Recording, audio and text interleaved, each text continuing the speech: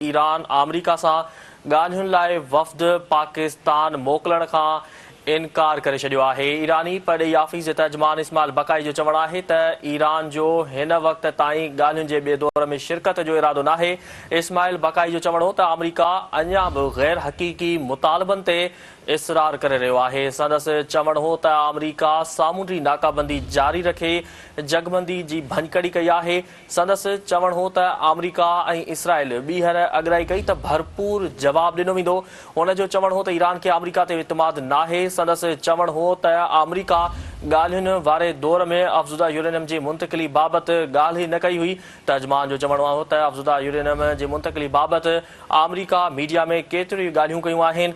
हुन जो चवणु हो त अमेरिका जा क़दम ख़िते में इस्तेहकाम बदिरां बहरान वधाए रहिया आहिनि। संदसि चवणु हो त अमेरिका मीडिया ज़रिए तज़ाद वारा बयान ॾेई रहियो आहे। असां हिकु ई मौक़िफ़ रखियो आहे। अव्हांखे अहम ऐं वॾी ख़बर खां आगाह करे रहिया आहियूं त ईरान अमेरिका सां ॻाल्हियुनि लाइ वफ़द पाकिस्तान मोकिलण खां इनकार करे छॾियो आहे। ईरानी परॾेही आफ़ीस जे तर्जुमान इस्माइल बकाई जो चवणु आहे त ईरान जो हिन वक़्त ताईं ॻाल्हियुनि जे ॿिए दौर में शिरकत जो इरादो नाहे।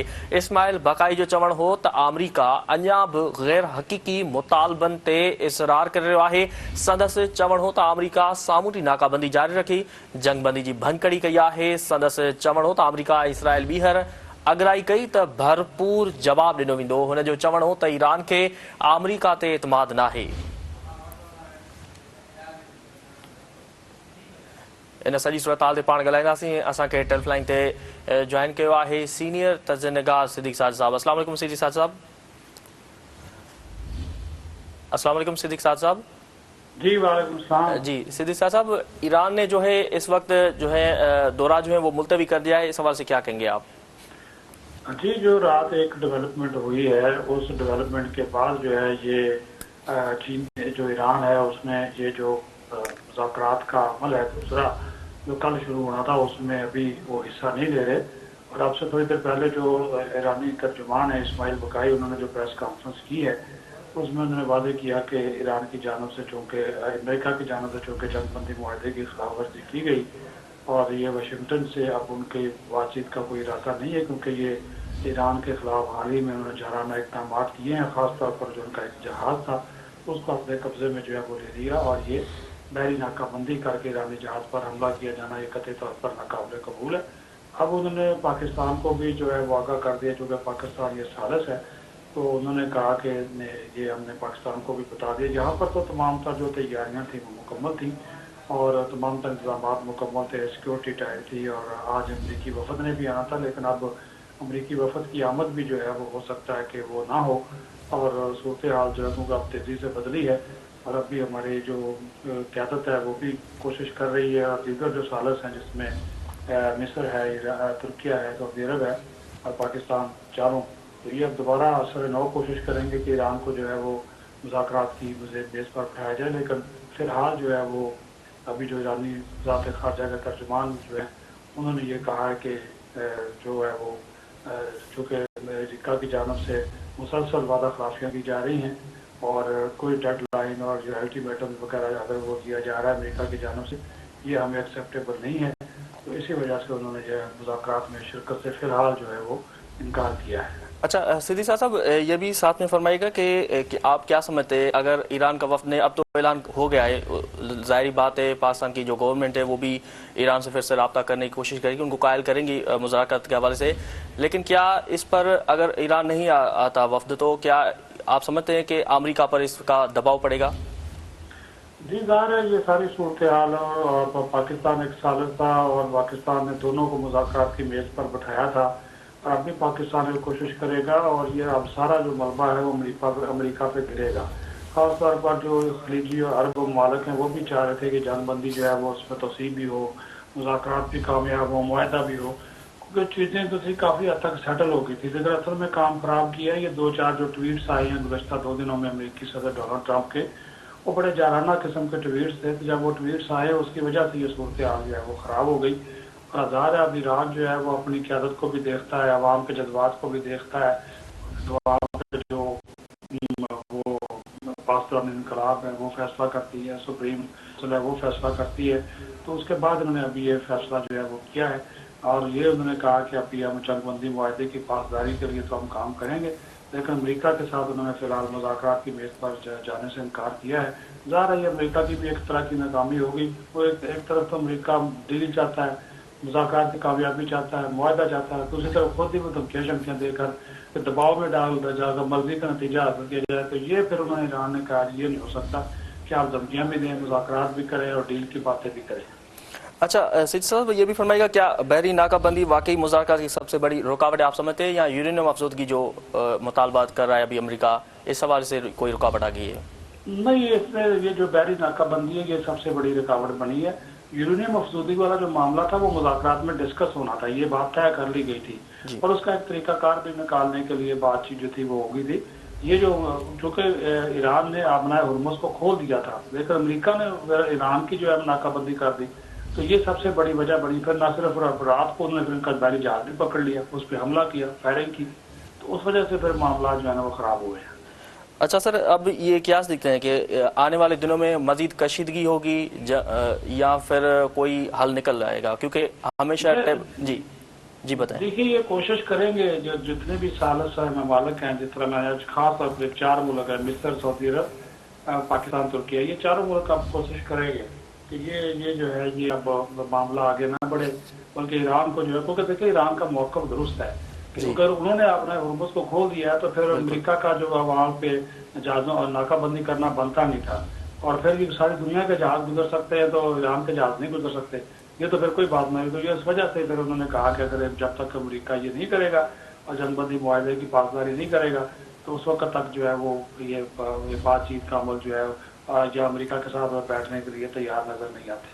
अच्छा सर, ये भी साथ में फरमाइएगा कि ये जो डील का मकसद जो है, डील तो हो रही थी, मुज़ाकरात होने वाले थे और बातों बातों में ये भी लग रहा था, फील भी हो रहा था, टच भी रहा था कि मुज़ाकरात जो है इस बार कामयाब होंगे, जिसकी वजह से जो है आपको पता होगा कि जहाज़ जो हैं उनके वो भी आ गए, इंतज़ामिया जो है वो भी आ गई है, सिक्योरिटी भी टाइट लगी पड़ी हमारे इस्लामाबाद में। लेकिन क्या समझते कि क्या अमेरिका को कोई मिसगाइड कर रहा है, कोई मुल्क ऐसा है या इसराइल की डिक्टेशन पे चल रहा है? क्या मसला है जो बीच में यानी कि स्टेटमेंट्स ही अलग अलग आ रहे हैं अमेरिकी सदर के? ये इसराइली लॉबी है, ये इंडियन लॉबी है, वो ट्रंप मुखालिफ लॉबी है जो कि नहीं चाहती कि मुज़ाकरात कामयाब हों, और अभी भी ट्रंप के ऊपर जो है वो इसराइली दबाव लगता है।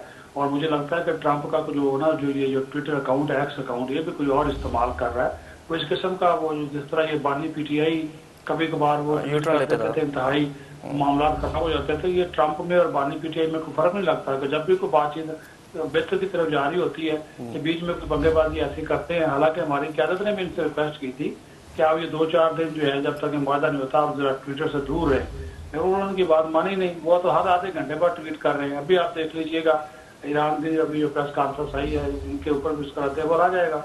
तो ये चीज़ें चल रही हैं और ये हालांकि दोनों अपने अपने मुल्कों की आवाम जो है ना उसकी जो है वो खुशनुदी के लिए सारे इस किस्म के सियासी बयान देते हैं, लेकिन ईरान ने वज़ारा अपने, जिस तरह मैंने शुरू में बताया कि अपने लोगों को भी मुतमिन करना है, अपनी क़यादत को भी मुतमिन करना है।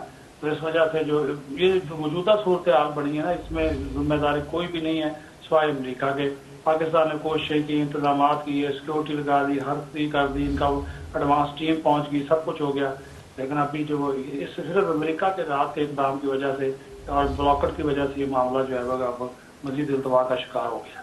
ठीक है, सईद साहब हमारे साथ मौजूद थे, आपका बहुत बहुत शुक्रिया। जी नाज़रीन, वाक़ई आगाह कर रहा हूँ कि अहम ऐं वॾी ख़बर जे हवाले सां त ईरान अमेरिका सां ॻाल्हियुनि लाइ वफ़द पाकिस्तान मोकिलण खां इनकार करे छॾियो आहे। ईरानी परॾेही आफ़ीस जे तर्जुमान इस्माइल बकाई जो चवणु आहे त ईरान जो हिन वक़्त ताईं ॻाल्हियुनि जे ॿिए दौर में शिरकत जो को बि इरादो नाहे। इस्माइल बकाई जो चवणु हो त अमेरिका अञा बि गैर हक़ीक़ी मुतालबनि ते इसरार करे रहियो आहे। संदसि चवणु हो त अमेरिका सामूंडी नाकाबंदी जारी रखे जंगबंदी जी भनकड़ी कई आहे। संदसि चवणु हो त अमेरिका ऐं इसराइल ॿीहर अॻराई कई त भरपूर जवाबु ॾिनो वेंदो। हुन जो चवणु हो त ईरान खे अमरीका ते एतमाद नाहे। संदसि चवण हो त अमरीका ॻाल्हियुनि वारे दौर में अफ़ज़ुदा यूरेनियम जी मुंतक़िली बाबति ॻाल्हि ई न कई। तर्जुमान जो चवण हो त अफ़ज़ुदा यूरेनियम जी मुंतक़िली बाबति अमरीका मीडिया में केतिरियूं ॻाल्हियूं कयूं आहिनि। हुन जो चवण हो त अमरीका जा क़दम ख़िते में इस्तेहकाम बदिरां बहिरान वधाए रहिया आहिनि। संदसि चवण हो त अमरीका मीडिया ज़रिए तज़ाद वारा बयान ॾेई रहियो आहे। असां हिकु ई मौक़िफ़ रखियो आहे।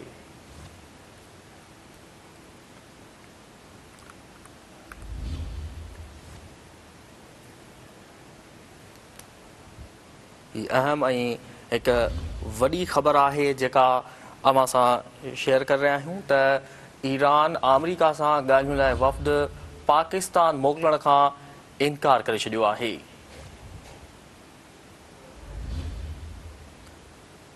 ईरानी परॾेही आफ़ीस जे तर्जुमान इस्माइल बकाई जो चवणु आहे त ईरान जो हिन वक़्त ताईं ॻाल्हियुनि जे ॿिए दौर में शिरकत जो इरादो न आहे। इस्माइल बकाई जो चवणु आहे त अमरीका अञा बि गैर हक़ीक़ी मुतालबनि ते इसरार करे रहियो आहे। संदसि चवणु हो त अमरीका सामूंडी नाकाबंदी जारी रखे जंगबंदी जी भञकड़ी कई आहे। संदसि चवणु हो त अमरीका ऐं इसराइल ॿीहर अॻराई कई त भरपूर जवाबु ॾिनो वेंदो। हुन जो चवणु हो त ईरान खे अमरीका ते एतमाद न आहे। संदसि चवणु हो त अमरीका ॻाल्हियुनि वारे दौर में अफ़ज़ुदा यूरेनियम जी मुंतक़िली बाबति ॻाल्हि न कई आहे। तर्जुमान जो चवणु हो त अफ़ज़ुदा यूरेनियम जी मुंतक़िली बाबति अमरीका मीडिया में केतिरियूं ॻाल्हियूं कयूं आहिनि। हुन जो चवणु हो त अमरीका जा क़दम ख़िते में इस्तेहकाम बदिरां बहिरान वधाए रहिया आहिनि। संदसि चवणु हो त अमरीका मीडिया ज़रिए तज़ाद वारा बयान ॾेई रहियो आहे।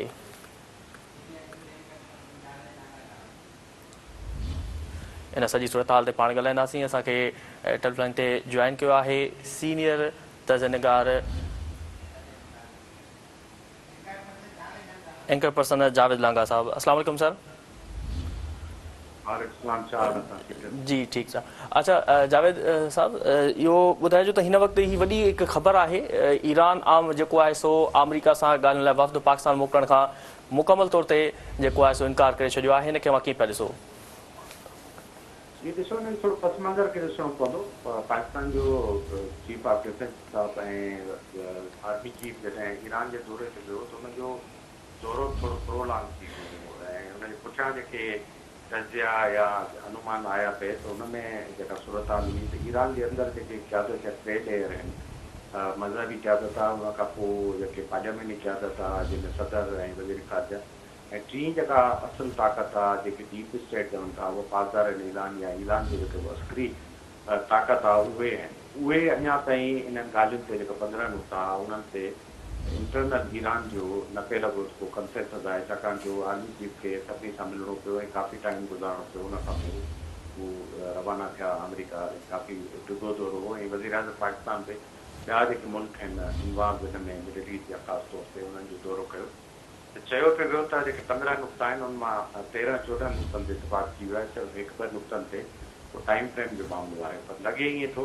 त ईरान जी जेका डीप स्टेट आहे उहा यूरेनियम ऐं ॿिया जेके अहम मामला आहिनि फिराकी ऐं हुर्मुज़ ते ॻाल्हाइण लाइ या इहे शर्त करण लाइ घटि में घटि तयारु न आहे। जंहिं करे जेका पुरुमीद क़िस्म जी स्टेटमेंट असांखे 2-3 ॾींहं में नज़र पई आई पाकिस्तान जे तरफ़ां बि सालसी वारे रोल तहत या ॿी तरफ़ा जेका सदर जेके ट्रम्प जा बयान आहे मुख़्तलिफ़ या जेडी वांस जा उन्हनि मां बि लॻे पियो त ॻाल्हियूं शायदि जल्द थी वञनि ऐं इन हफ़्ते जेको आहे उहो को दौर अहिड़ो अचे जो ॿई मुल्क जेके आहिनि उहे वरी ॻाल्हि जी टेबल ते वेही रहनि। ऐं तव्हांखे ख़बर आहे त सदर ट्रम्प जेको पाकिस्तान अचण जो इशारो ॾिनो ऐं मीडिया में इहे बि ख़बरूं आहिनि त 400 खां वधीक जेके सहाफ़ी आहे उन्हनि पाकिस्तान जी वीज़ा लाइ अहिड़ा माण्हू जेके हिन इवेंट खे कवर करण जा ख़्वाहिश कंदो त उन्हनि वीज़ाउनि लाइ बि अप्लाई करे छॾियो।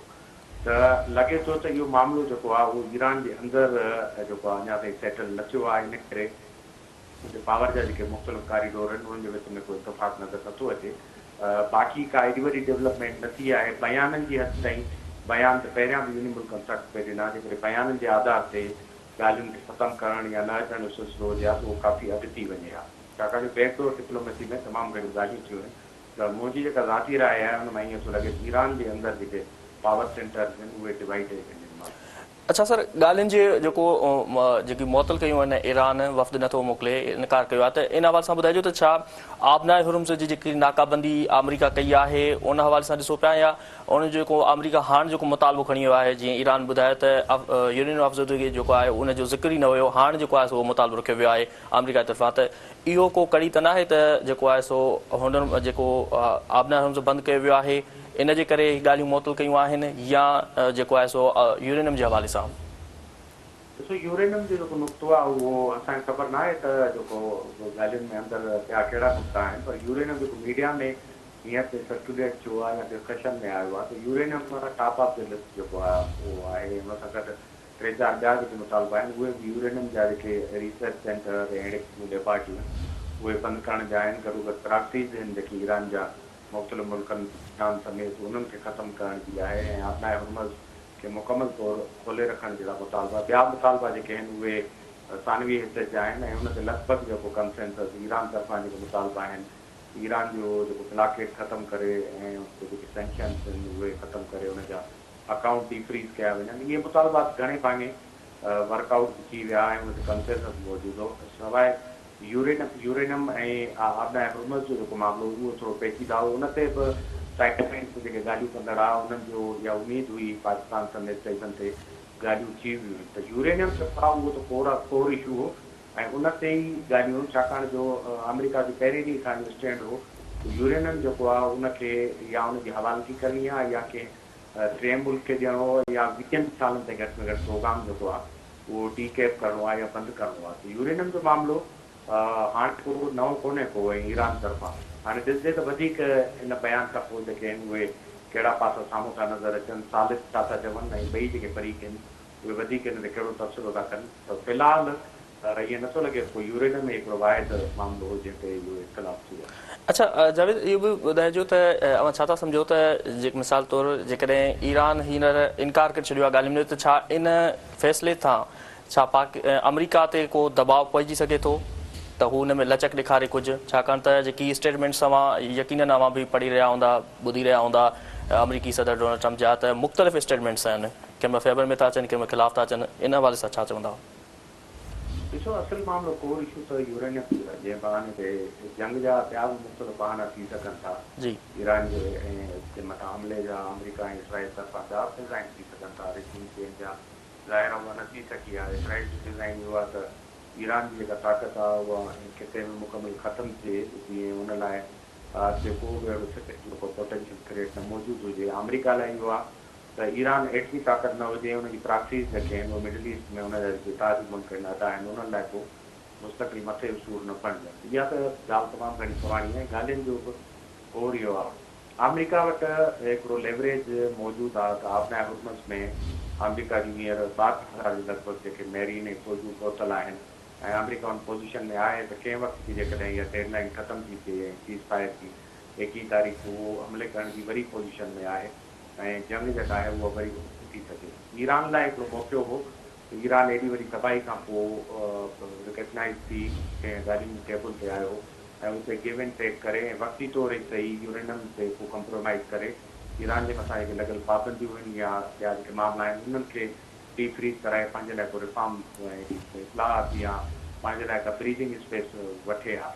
मुंहिंजे ख़्याल में अमरीका कंफर्टेबल पोज़ीशन में आहे, ईरान लाइ हिकिड़ी मुश्किल पोज़ीशन आहे, छाकाणि ॻाल्हियुनि खां इनकार ऐं हुन खां ॿाहिरि मुकमल तौरु निकिरी वञणु जेको आहे उन जो नतीजो जंग ई थींदी, ऐं हाणे जेका जंग थींदी ज़ाहिर आहे उहा पहिरियां खां वधीक सख़्तु हूंदी ऐं उनजा नतीजा सख़्तु निकिरंदा, ऐं ईरान ख़ुदि जी पोज़ीशन में न आहे जो हाणे एॾी वॾी बमबारी ऐं जंग खे जेको आहे उहो सस्टेन करे सघे ऐं पंहिंजो पाण खे संभाले सघे।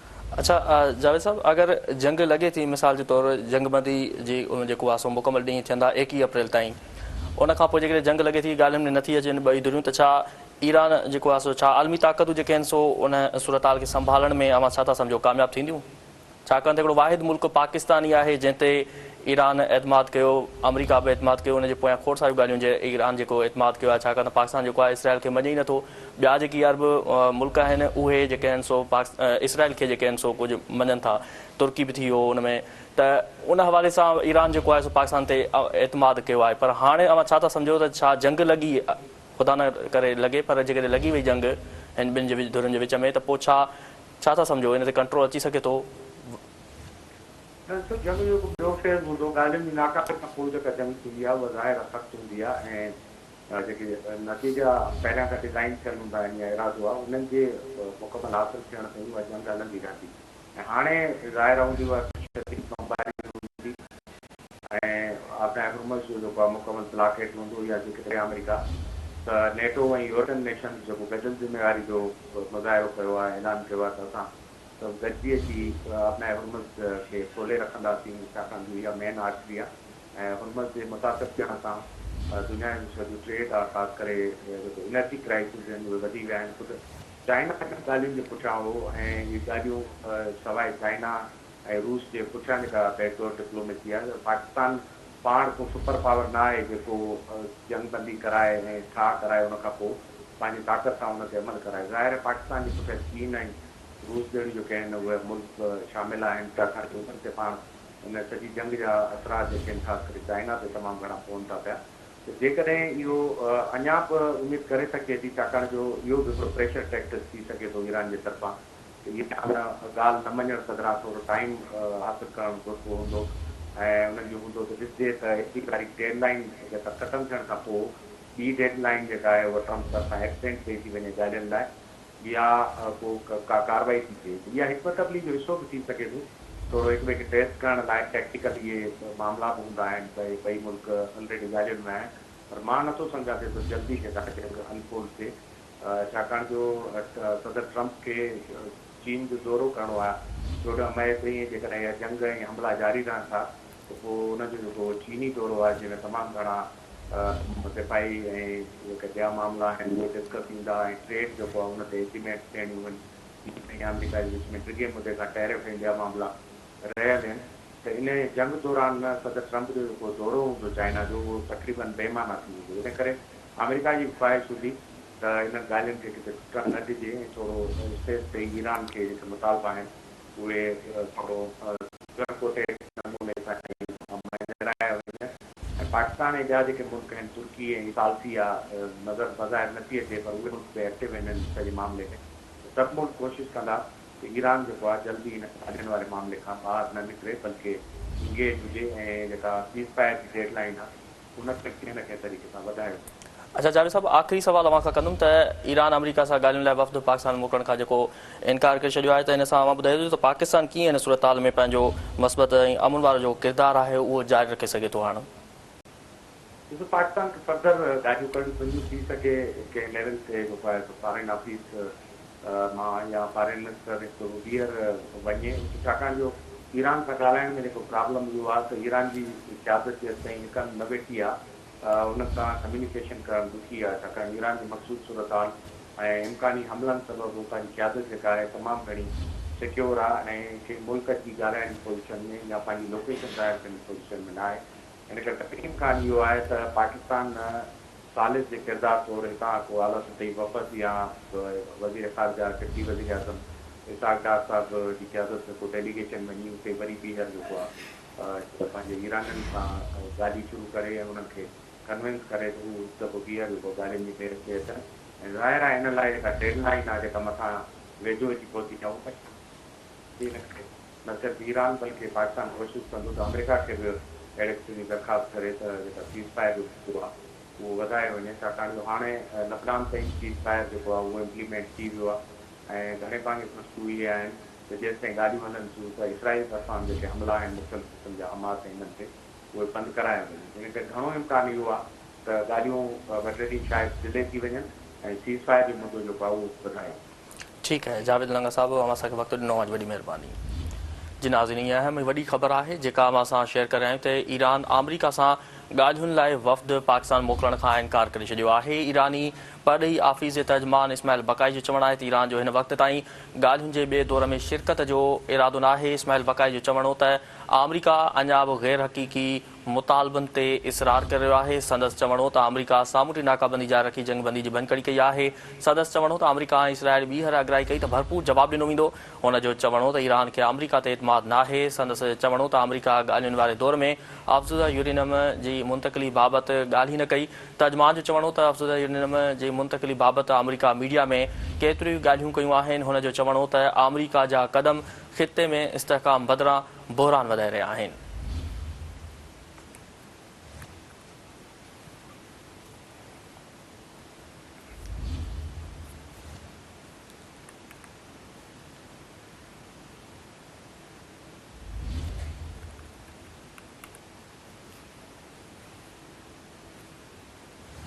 जिनाज़ीन खे अहम ऐं वॾी ख़बर खां आगाह करे रहिया आहियूं त ईरान अमरीका सां ॻाल्हियुनि लाइ वफ़द पाकिस्तान मोकिलण खां इनकार करे छॾियो आहे।